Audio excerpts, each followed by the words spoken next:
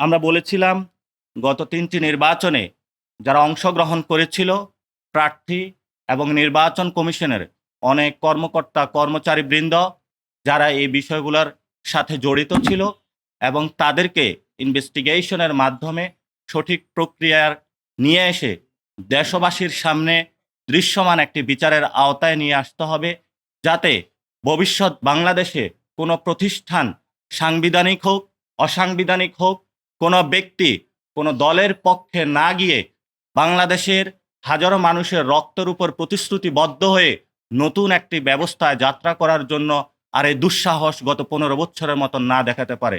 সেই বিষয়ে আমরা কথা বলেছি। ওনারা আমাদের কাছে প্রতিশ্রুতিবদ্ধ হয়েছেন যে যারা এখানে কর্মকর্তা কর্মচারীবৃন্দ রয়েছেন তাদের থেকে ওনারা শপথ নিয়েছেন, কিন্তু আমরা বলেছি শুধু শপথের মধ্যেই সমাপ্ত না করে গত ১৫ বছরে যারা এই কাজগুলো করেছে তাদেরকে যথাযথ আইনগত প্রক্রিয়ার মধ্যে নিয়ে আসতে হবে। আমরা দ্বিতীয় যে দাবিটা উত্থাপন করেছিলাম, মনোনয়নপত্র জমা দেওয়ার জন্য যারা প্রার্থী রয়েছেন সশরীরে উপস্থিত হতে হবে। সে বিষয়ে কমিশন এই বিষয়টি বিবেচনাধীন রাখবে বলে তারা আমাদেরকে জানিয়েছেন। কারণ আমরা দেখেছিলাম যে অনেক বড় বড় ঋণ খেলাপি থেকে শুরু করে গুন্ডা মাস্তান জনগণের ভোটের মাধ্যমে দিয়ে সংসদের মধ্যে একটি দুর্বৃত্ত ব্যবস্থা চালু করেছে। ফলত আমরা আর এই ব্যবস্থা দেখতে চাই না।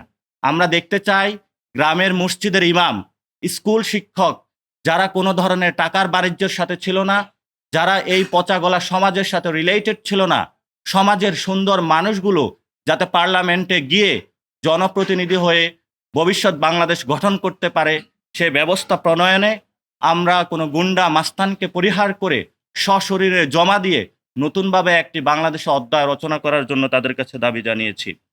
আমাদের বর্তমান যে নির্বাচন ব্যবস্থা, সেখানে প্রিজাইডিং যারা অফিসার রয়েছে বিভিন্ন জায়গায় তাদেরকে একটি সার্বভৌম ক্ষমতার বড় একটা অধিকার দেওয়া হয়েছে। পরবর্তীতে ইলেকশন কমিশন এই বিষয়ে কোনো রেসপন্সিবিলিটি নিয়ে থাকে না যে কোথায় ইলেকশন কেমন হয়েছে।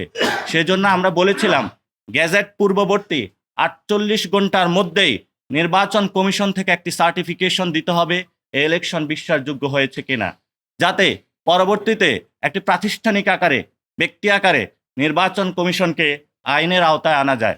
আমরা দেখেছিলাম নির্বাচন কমিশন গত ১৫ বছরে কোনো সার্টিফিকেশন দেয় নাই, বরং বিভিন্ন দলীয় অফিস থেকে সার্টিফিকেশনগুলো এসেছে।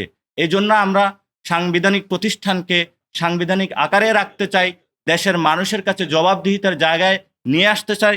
সেই জায়গা থেকে আমরা ৪৮ ঘন্টার গ্যাজেটের পূর্ব সময়ের মধ্যেই বিশ্বাসযোগ্য নির্বাচন হয়েছে কিনা নির্বাচন কমিশন থেকে সার্টিফিকেশনের কথা বলেছি।